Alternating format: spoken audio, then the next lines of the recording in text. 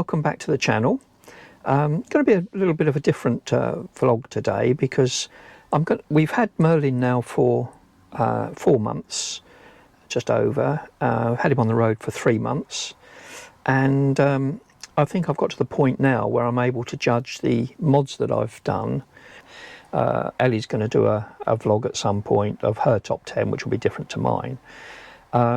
Obviously I've done more than 10 mods, but these are the ones that I want to rate in order of 1 to 10. So hope you enjoy the vlog.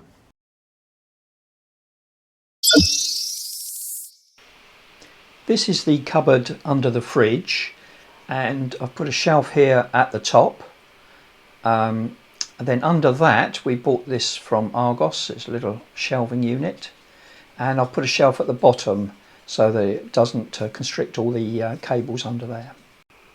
This is the cupboard at the bottom of the cooker, a very small cupboard that with the heater controls, and I put a shelf there, and we can neatly put our cooking induction hob, stores nicely in there. Originally it was impossible to store anything there.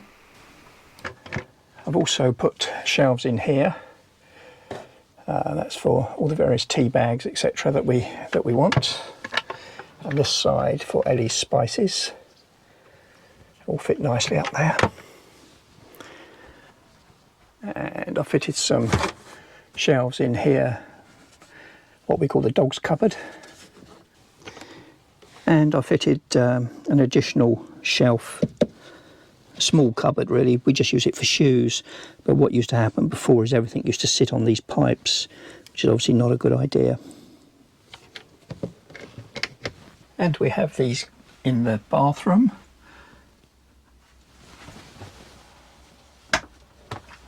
So an extra shelf up there. So yeah, that all works quite well. I also put these little retainers here, keep the bottles in there. Put one that side as well.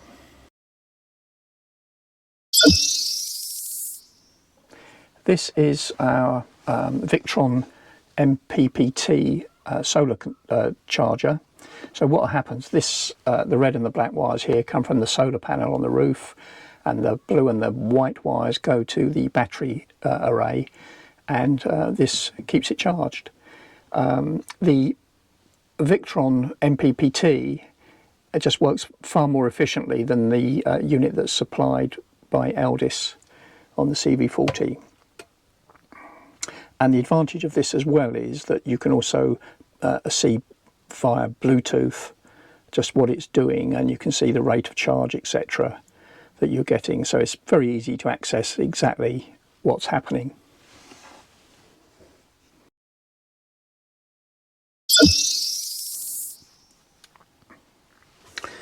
The next item I wanted to show you is the USB sockets that I've installed.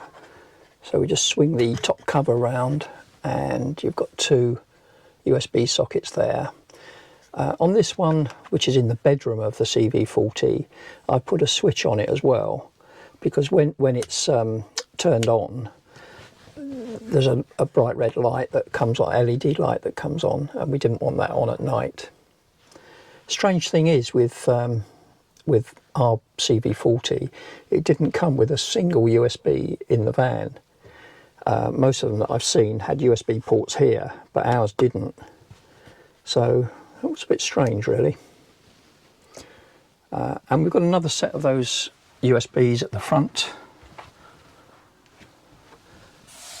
There, just behind the light. Really useful that, because then we can put objects charging on the table there, and that works very well.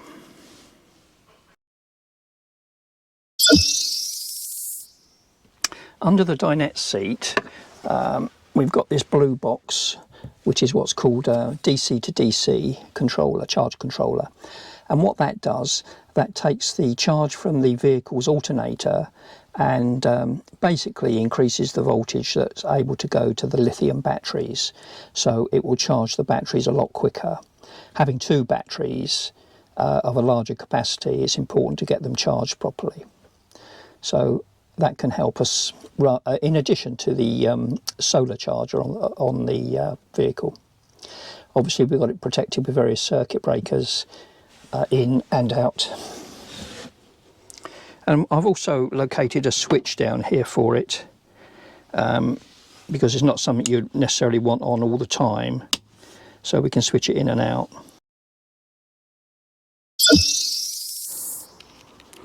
I also fitted these, what are called DRLs, which stands for daylight running lights. You can put fog lights there, but I didn't want that, so these are just LED running lights. I'll try and find a clip with them lit up.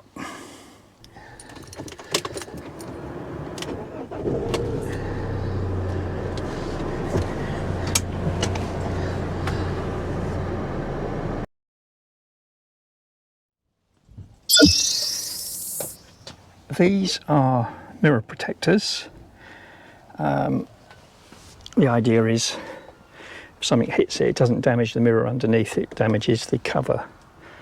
I actually like them because it colour codes them to the vehicle. So that's really why I got them, to colour code it rather than to protect the mirror. Although seeing the damage that someone had to their mirror the other week, maybe they are a good idea.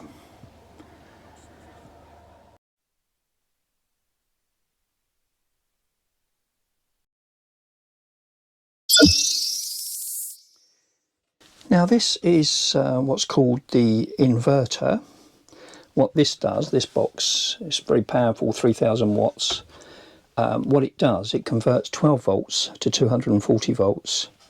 So at this end you'll see 13 amp socket that takes power to the front of the motorhome, so that we can plug into it whenever we've got it turned on.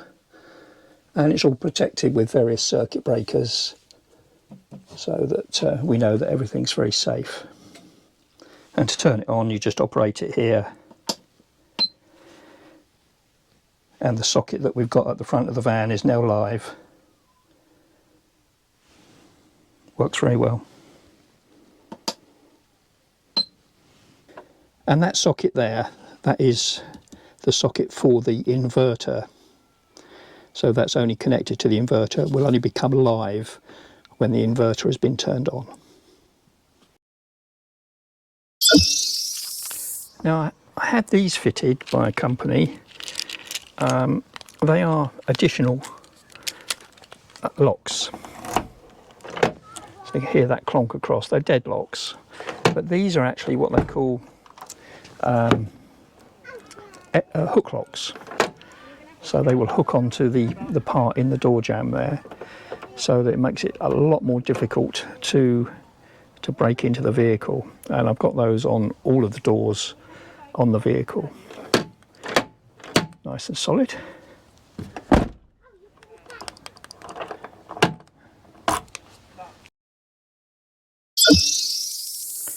Right, this is my lithium battery mod. Originally I had one gel battery as a leisure battery. That's what the motorhome came with. But what I've done, I've upgraded it to 2 lithium batteries. As well as being more powerful, you can use a higher percentage of the power available, but you can also get Bluetooth information from the batteries. Both batteries are listed there, and I can see what rate of charge, and you can see them going down. So it helps you monitor the battery usage. And so far we've never got them below about 35 to 40%, and that was after about 4 or 5 days off grid. So we're very pleased with it. We do cooking on that and on these and everything, so it cooks with the induction hob. Obviously protected by circuit breakers, etc. So that's the lithium batteries.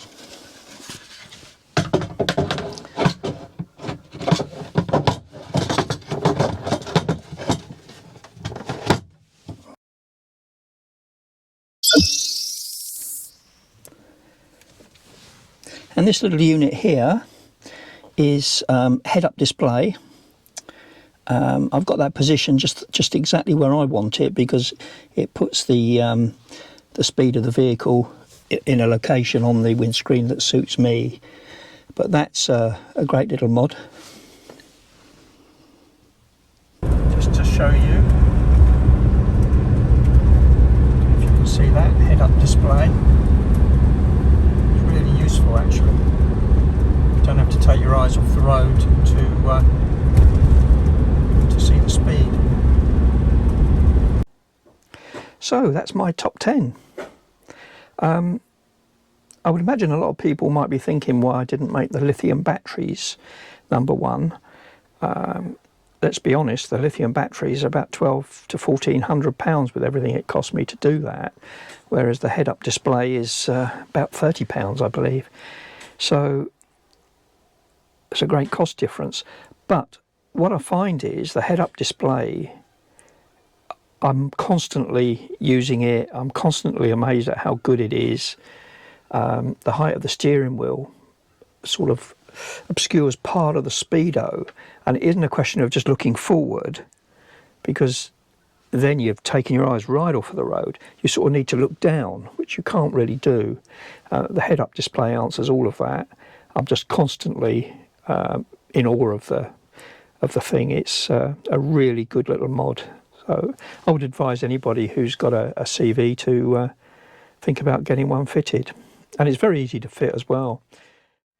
With regards to fitting some of these items, I don't hold myself up as an expert by any means, which is why I've never tried to do any vlogs that show people how to fit things. There's plenty of other people who do a far better job than I could at that. Anyway, I hope you found this mildly interesting, and if you've got any particular mods that you've done that you think would be in my top 10, let me know. Maybe I'll incorporate them. Maybe I've already got them. But let us know. That'd be interesting. Right, I'm going to end the vlog here. I guess it will take a few weeks for Ellie to get her top 10 together.